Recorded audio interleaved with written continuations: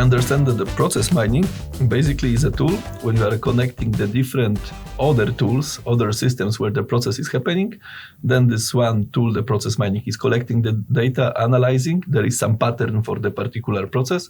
And then you have an insight and you can take different action, right? So is it the correct understanding? Although I would say that there is a human element still to it. Okay. I probably will discuss a bit the AI component, that this can also have a lens of AI on it. But right now, when we put a process into a digital twin, I can tell you from our own real life experience, we need to bring a couple of subject matter experts to the discussion to understand that what the data is actually telling us and how it really connects step 1, step 2, step 3, and then we get to a process that everyone says, that's actually what's happening. And so I think that that's probably the most important step to keep repeating as we go through a new capability. So I would say that I would still call it more of a capability that we are building, enabled by some tools.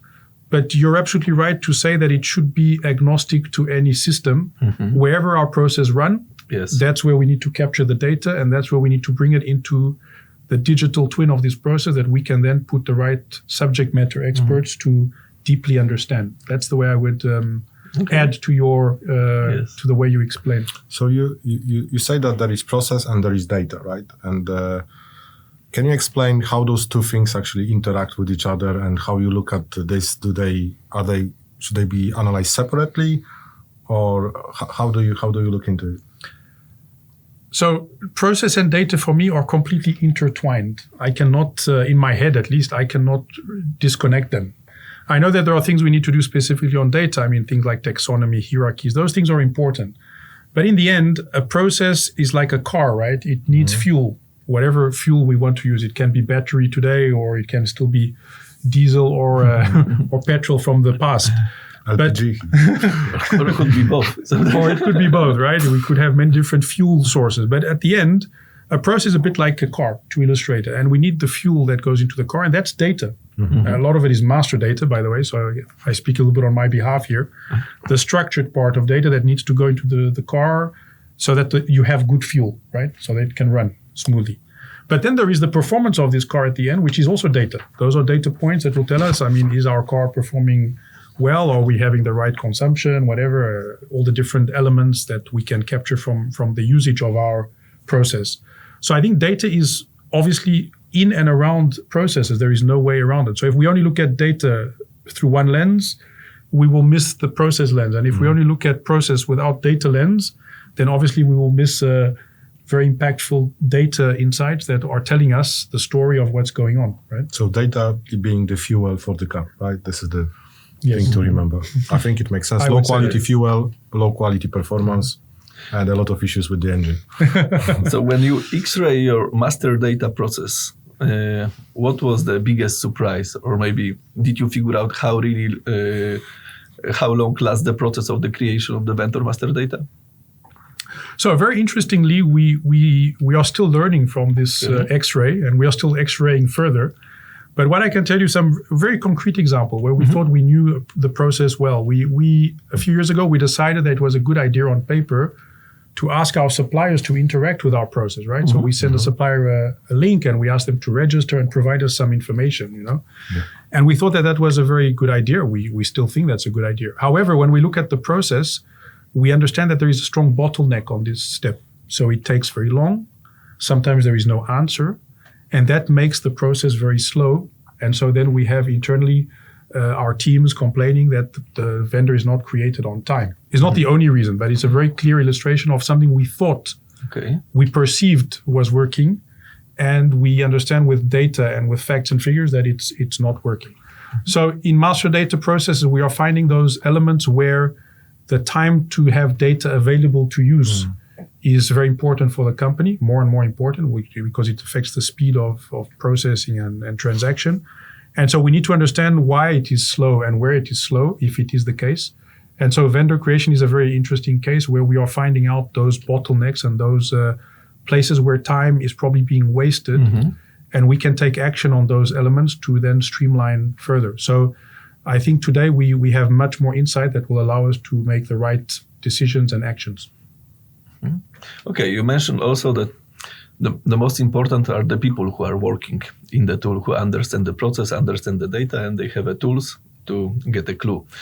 So how you are building the mindset of your team, to go for the new things, to discover new things, to play with such a tool and help you bring the value, basically.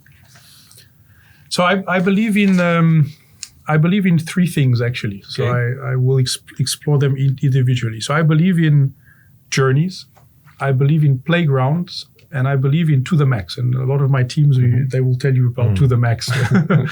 But what does it mean? Journeys, because obviously everything we start new is going to be a journey by design. We are not going to learn it so fast. I mean, we are not artificial intelligence. We are human intelligence. So we need time to learn and time to understand. So most of the times we are on a journey, we have to recognize that journey will have steps and we have to follow them. The second thing is about playgrounds. I mean, the more we give people a bit of freedom to explore, and why I use the word playground is on purpose, because it removes a bit the seriousness of all the things all the boundaries we try to create, is let our younger talented people or the right experts, give them freedom to learn and to fail. And that's where playgrounds are important. And I think, we are lucky to be in, Danone has an enormous playground. The scale of the company is so big. So we can really, test and learn things and immediately scale them up if they work or, remove them if they don't work. So the playground concept, I think, is very powerful. And I think we observe it a lot here in the Warsaw Hub, both in IT and data, both in DBS. The last thing is about to the max. I think that a lot of times we invest in technology, in processes, and we invest in it for a specific reason, but we never maximize this reason or expand it further. And we have several examples that we have done where we simply took something that was already there and we said, let's use it to the max. And when we do that, we create by design harmonization. We create a common understanding. And then, by the way, we get to a point where even financially we are on a marginal cost because we've already paid the design and development. So now we're just using it to the maximum scale of our playground. So I think those three elements are very important. And probably I would make an umbrella over them, which is having the startup mindset in our teams, which is letting our teams be free, to propose things and then to take an idea that they may have to an action and maybe to a project and maybe to eventually get the capex or the investment needed.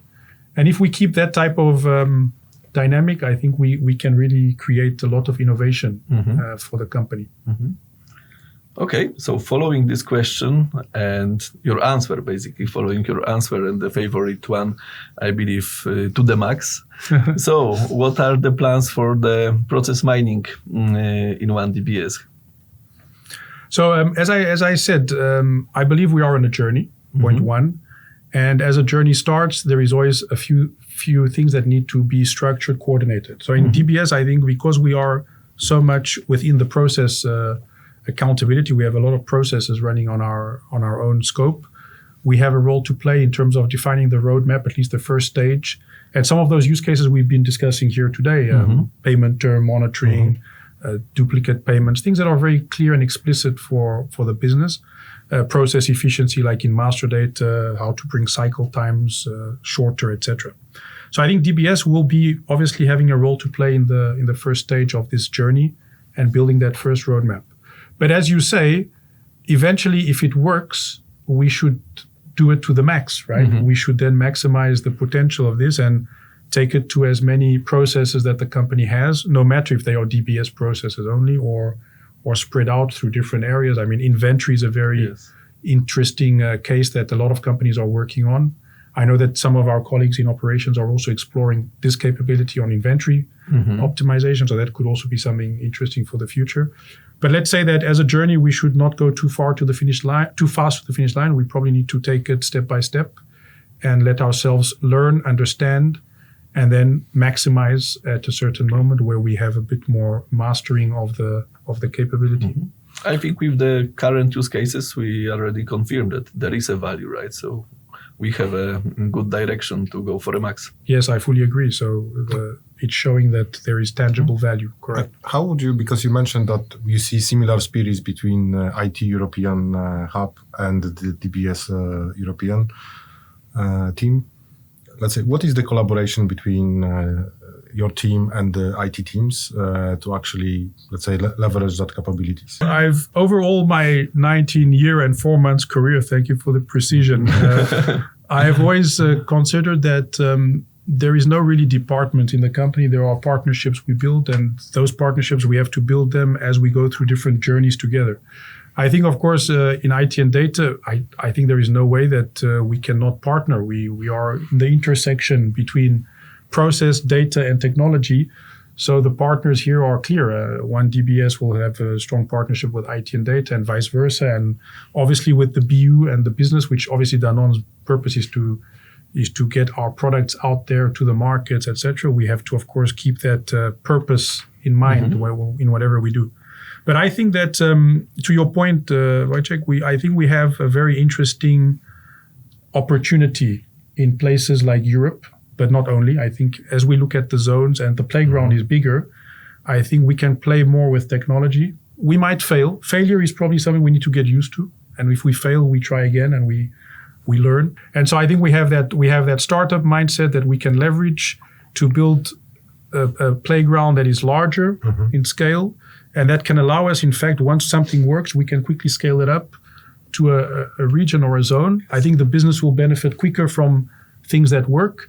And we will also be able to, I think, invest in things that we are, believing and trusting in their potential. And that's probably the way I would see the collaboration moving forward. But it is a permanent collaboration. I don't think it can be one-off or project by project. It should be permanent, and then progressively we leverage That's it. Great to hear. Yes. In the different cases. Yeah. Yes. So Mauro, you mentioned artificial intelligence, AI. Well, we see it; it's everywhere. How do you see AI role in process mining? Is it going to replace it? Is it going to enhance it or interact with it? How do you take it? So for sure, it will play a role. No AI colors. It will for sure play a role. The way I see it is from what we are also observing in terms of how technology is evolving in process mining. I think we are going to get to a point where we will be able to speak to our process, right? So language models will be able to learn what our process looks like, what it represents in terms of data, the patterns, and we will be able to ask any question we want on a process. Where is there a bottleneck in February in a specific country on the process A, B, or C? This obviously we know language models will be able to do that. That's pretty clear. Then the question is probably they will also help us correct problems more automatically, more by recommendation, by screening the data and the learning that it has, and then potentially even to help us design better processes than what we have.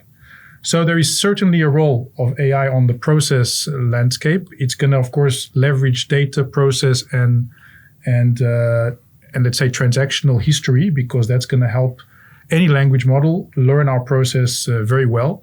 And if we can then use that to augment, I think it will probably augment our capability to correct a process quicker or correct inefficiencies or capture value faster than we do today. As today, we still depend a lot on the human interaction to really try to use those insights for actionable step. And AI will shorten the time and the effort for us to do that. So I look at it more as an augmentation rather than a replacement, to be honest. And probably also detect some anomalies, right? Correct. Automatically, right? So preventively, I think it will have a role to play. We can preventively detect things and correct them maybe even before they land in a real transactional impact. So yeah, that will also be a powerful opportunity to explore. Yeah, there is huge potential. Okay, you and your team have received some recognition recently. Can you share a bit more about that? Yes, so we did actually, we did a project recently. It was not a process mining project, but was a project around how to protect our payments, because we know that payments, especially the payments we do to our suppliers, are subject to a lot of fraud potential and risk because of interception with outside world. So with a little bit of a problem statement we had in the beginning, which was this risk was clearly increasing and getting to a point where we had to do something about it, we decided to start a project called VOLT. And VOLT stands for Vigilant Anti-Fraud Unit Leveraging Technology. That's what the acronym stands for. Okay. And what we did was... Let's make a note. And concretely, what we did is, in fact, we started by designing a process that would be different to what we already had, but that would allow us to protect Danone against potential fraud attempts or hacking attempts on our third-party payments. And in order to do that, we had to, of course, seek the right partner. So today we have a partner, TrustPair, who is helping us verify bank accounts and company data with their own external sources. And that allows us, obviously, to see if the data is correct that we have received internally through our different business streams. So in terms of numbers, just to speak the scale, how many accounts have you reviewed inside that program? So we've actually screened around 170,000 plus bank accounts that were in all our systems in Danone.